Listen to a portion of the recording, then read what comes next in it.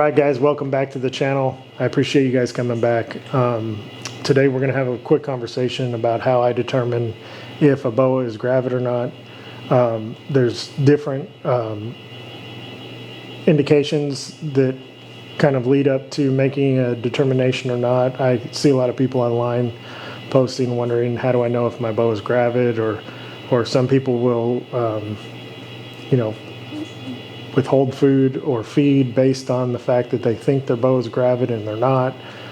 So I just wanted to kind of share with you guys how I determine if I think a boa is gravid or not. First of all, there's a lot of things that help out, like witnessing an ovulation, witnessing copulation, the pair's behavior leading up to ovulation throughout the breeding season. Was the male aggressive? Sometimes it doesn't take much, and today is a good example of how I was kind of fooled a little bit, but because I'm familiar with the process, I was able to identify that something more was going on than what I had initially thought. So, spoiler alert, this is going to be your best friend. You know, my boas in my room maintain a certain temperature, and I pay close attention to that temperature. I'm always looking at temperatures at hot spots, looking at the room. You know, I fluctuate. I do a seasonality. I fluctuate my ambient temperature in the room, and that drastically affects the cool side of the enclosures.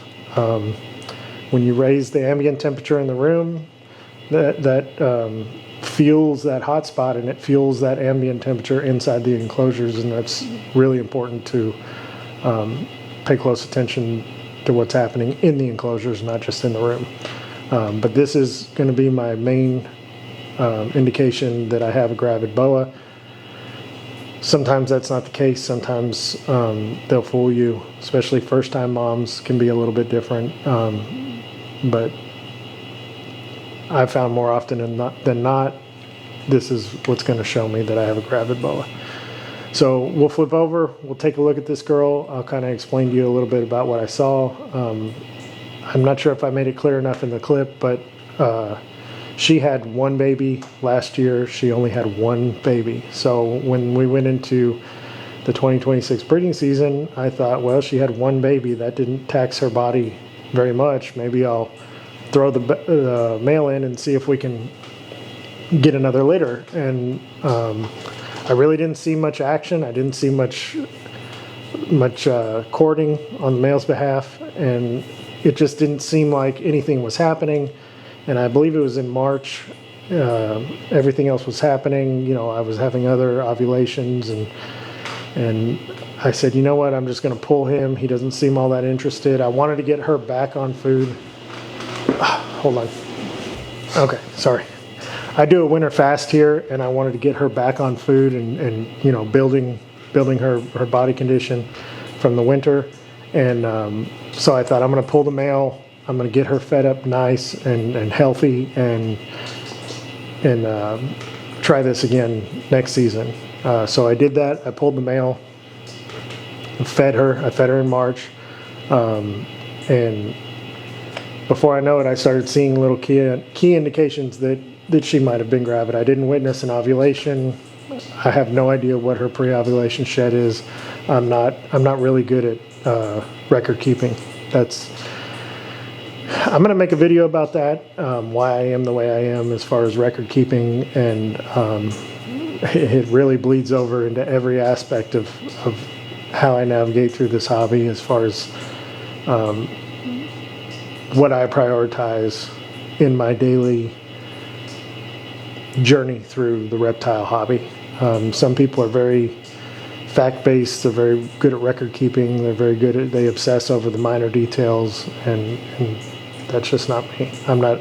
I'm too much that way that it takes the fun out of it for me. So I have a very relaxed, very laid-back attitude, very laid-back perspective of this. I know what I have. I appreciate what I have. I love what I have.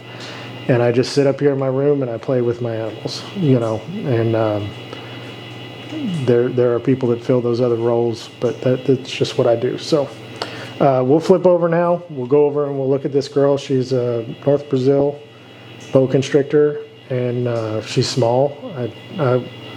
She might be 5 feet. She's tiny. Male's the same way. She has when she's not breeding, she has a very blocky, very square body, very mature, sexually mature. She's a 2019, so she's 7 years old now. So she's well on her way, but she's just not a big girl. You can see in the video when I flip over how large she is in compared to the tub. And that's a whole nother video as far as, you know, growth potential, growth of boas, and maybe that's something I'll talk about later on. But every boa is not a massive, huge boa by any means. So we'll flip over, take a look at that, and I appreciate you guys tuning in. Hope you enjoy. All right, everybody. I told you guys a while back that these videos are not necessarily going to be instructional videos, but you know, I'll definitely throw little tidbits in when I can. I've got this girl here. She's a North Brazil. She had a litter for me last year, and it was a very, very small litter, and I thought she was in fantastic shape, so I threw the male in during the breeding season, and I really didn't see much action, and I was kind of on the fence if I should have bred her or not to start with. So I actually ended up pulling the male fairly, well, I won't say fairly early, but I pulled him, I think, somewhere in March or so. So I didn't think that there was any action going on. I thought it was a waste of resources as far as the boas are concerned. And I thought, you know what, I probably shouldn't have paired them. I'm going to pull the male, feed her up all summer, and we'll try again next year. Lo and behold, you know, I'm pretty sure she is gravid. Now, I don't know if she's got good babies or slugs or what, but I'm going to give you guys a couple of things to look at. I see a lot of people posting online. You know, they're unsure if their boas are gravid or not, and I'm going to give you a couple of things that I look for when I'm looking to see if my boas are gravid. So when I point out, and I'm going to try, hold on, let me get something to point with here. Stand by. Okay, so when I'm trying to figure out if I've got a gravid boa or not, the first indicator or the first thing that I look at is always temperature. When I put the temperature gun on her, and I'm going to try to not get struck at here, you can see it's 88.2, 88.5, 88.7. That's right in the range that all of my boas are when they're gravid. If I was to, let's see who I got here. If I was to temp gun somebody else, they would not temp at 88 degrees. So that's one thing. Generally speaking, 84 is pretty high for a boa that's not gravid. In my room, in my facility, 84 is high. Usually it's 82, 84, 80, somewhere around there, depending on if they're digesting a meal. But in a regular case, 82 to 84 is pretty standard. 80 to 84, we'll say. None of my animals ever get up to 88 unless they're gravid. Secondly, something I look for, and I'm really hoping I don't get struck at, but I shouldn't. You can see, let's see if we can kind of point. The side of the saddles right here are supposed to run down the side of the body. You should have like people refer to it as like a loaf of bread shape. So we should have a flat back in a mature adult female. We should have a flat back, flat across, and then it should make pretty much a 90-degree turn and go straight down. So if you look at this girl, you can see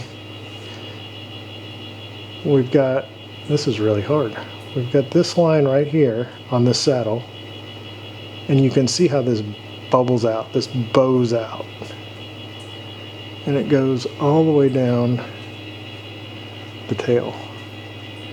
The tail is much fatter. Let's see. You see this right here?